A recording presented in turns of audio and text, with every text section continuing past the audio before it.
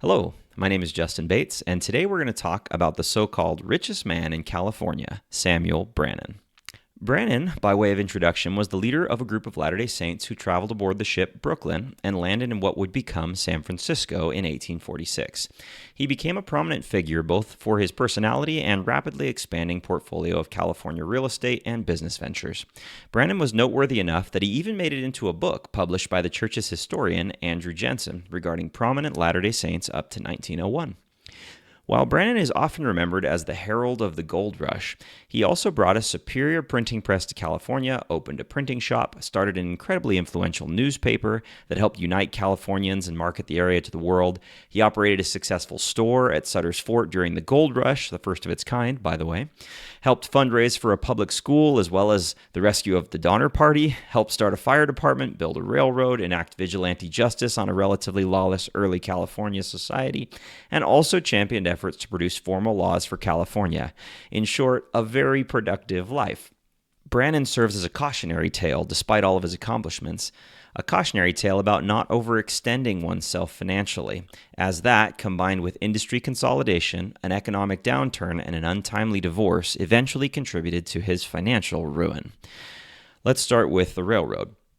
During a period of financial success in the wake of the gold rush, Brannan anticipated the railroad would be a boon to California and worked through the 1860s toward the goal of preparing the way for and establishing the railroad there.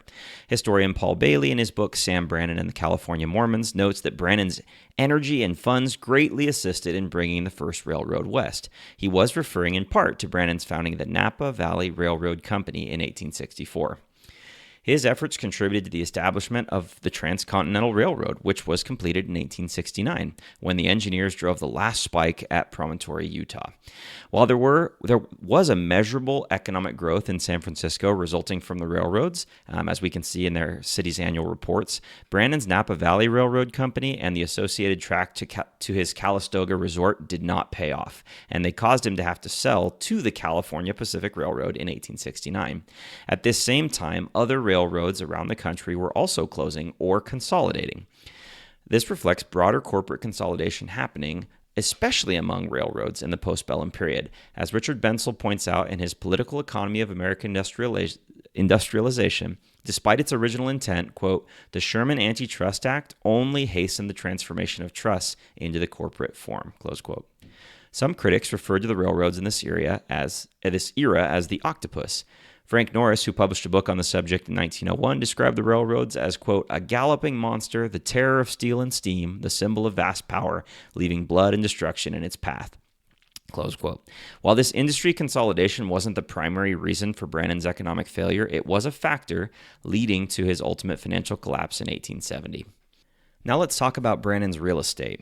While land speculation and overextension were historical norms in California, and Brannan was no exception to that, much of what made him the so-called wealthiest man in California were his land holdings. The problem is that he was also apparently a difficult and potentially unfaithful husband, causing his wife Eliza to sue him for a divorce in 1870, describing him as addicted to open and notorious intemperance.